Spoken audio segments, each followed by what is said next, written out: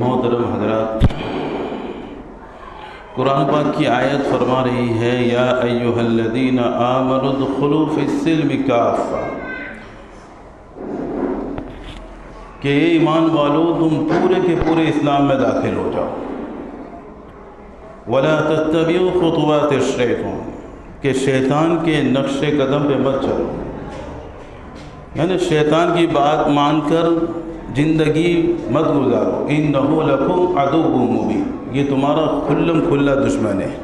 مبین یعنی بالکل اوپن، کھلم کھلا، یعنی چھپا ہوا نہیں ہے۔ آدمی جانتا ہے کہ یہ میں جو قدم اٹھا رہا ہوں یہ اللہ کی بات مان کر یا شیطان یہ جو وسوسے ڈالتا ہے، یہ اوپن ہی بات ہے کہ یہ شیطان کی باتوں پہ چل رہا ہوں۔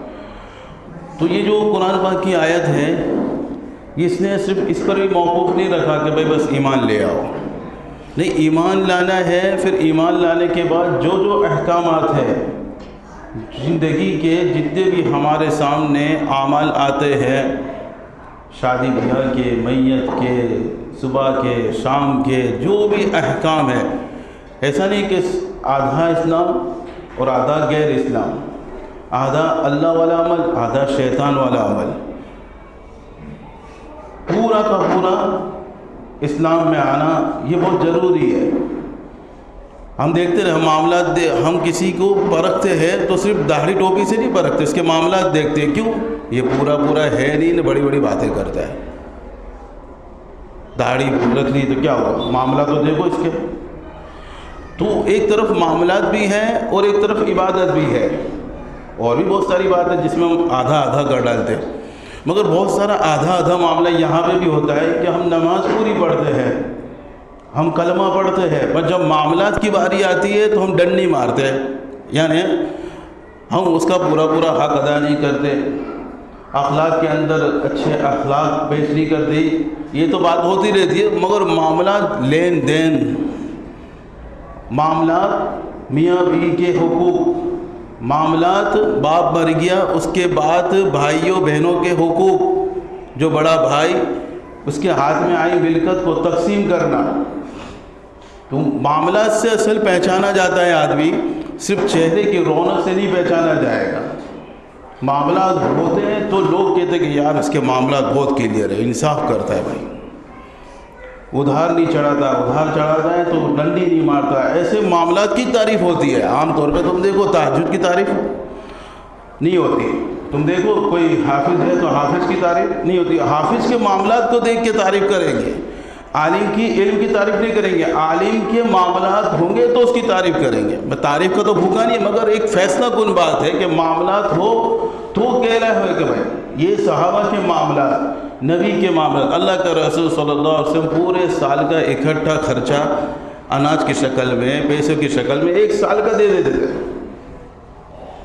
تو وہ پھر کیا کرتی؟ تو اللہ کے رسول کی بیویاں تھی، ضرورت جتنا رکھتی زیادہ کا تقسیم کر دیتی، مگر معاملات دیکھو، معاملات دیکھو۔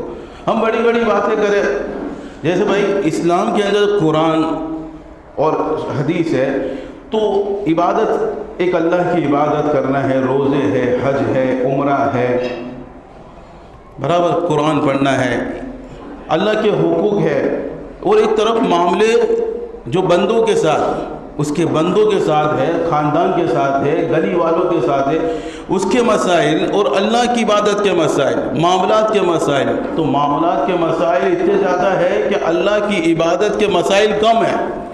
ابھی یہ بھی اللہ سے ہی منسلک ہے، اگر انصاف کرے گا تو اللہ ہی نیکی اجر دے گا، مگر مسائل کے اندر سب سے زیادہ مسائل کس کے ہیں گے؟ معاملات کے مسائل ہیں۔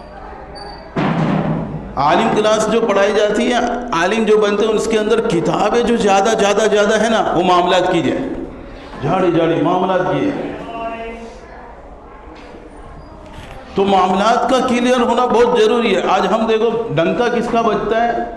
بولنے والے کا نہیں، بہت اچھا بیان کرتا ہو، بہت ہمارے اسلام کی طرف سے بہت سارے لیکچر اچھے دیتے ہو، تو اسلام اس سے نہیں پھیلے گا، لیکچروں سے۔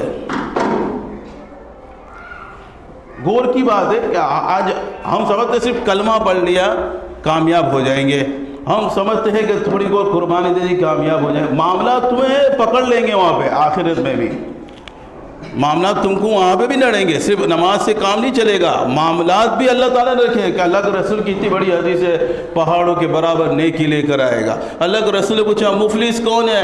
تو صحابہ نے کہا جس کے پاس سونا چاندی نہ ہو، کہ وہ نہیں۔ تو پھر صحابہ نے کہا کون ہے؟ کہ جس کے پاس بہت ساری نیکیاں ہوگی، پہاڑوں کے برابر ہوگی، مگر ہوگا کیا؟ اس کا حق مارا ہے، اس کا دل توڑا ہے، جتنے بھی حقوق والے ہوں گے سب آ جائیں گے، اور اللہ تعالیٰ اعلان کرے گا آ جاؤ بھائی، جس کے جو حقوق نکلتے آ جاؤ، وہ سب نکلیں گے مجمع میں سے۔ اللہ کا انصاف، اللہ کا ترازو، اللہ کی کورٹ ہوگی، کوئی وہاں بھاگ نہیں سکتا۔ وَلَمْ نُغَادِرْ مِنْهُمْ أَحَدًا، ہم جمع کریں گے تو کوئی کہاں بھی ہو، ہمارے لیے کوئی مشکل نہیں، ہم سب کو جمع کریں گے۔ جمع کرنے کے بعد کوئی چھپ نہیں سکتا اللہ سے۔ ایک چیوٹی ہے اندھیرے میں چلتی ہو، وہ کچھ بات کرتی ہو، وہ موسیٰ علیہ السلام کو اللہ تعالیٰ بتاتا ہے کہ میں اس کی آواز کو سنتا ہوں، وہ کیا بولتی ہے، میں یہ کہاں کہاں پتھروں کے اندر ہے، 2-3 پتھروں کے اندر دبی ہوئی ہے، چل رہی ہے، کوئی اس کے لیے روزی پہنچانے والا نہیں ہے، میں پہنچاتا ہوں اس کو۔ وہ اللہ کے کوئی مشکل نہیں ہے، ہم بالکل ختم ہو جائے، مٹی مٹی ہو جائے، الگ الگ جانوروں کے نوالے بن جائے، مگر اللہ تعالیٰ ہم کو دوبارہ لانے پر قادر ہے۔ بار بار اللہ تعالیٰ قرآن میں کہہ رہا ہے، تو وہ نیکی سب ختم ہو جائے اس کی۔ اللہ کے رسول کا یہ ہے میری امت کا غریب، مفلس مانا یہ ہے میری امت، تو یہ معاملات وہاں بھی لڑیں گے اس کو، یہ اس کی عبادت ان کو دی جائے گی جس کا حقوق کھایا ہے۔ تو اصل جو ڈنکا جو بولا جاتا ہے، اصل جو چرچا ہوئی جاتی ہے، وہ صرف ایک لیول کی چرچا نہیں ہوتی، کوئی کمپنی چلتی ہے تو اس کا کام دیکھا جاتا ہے۔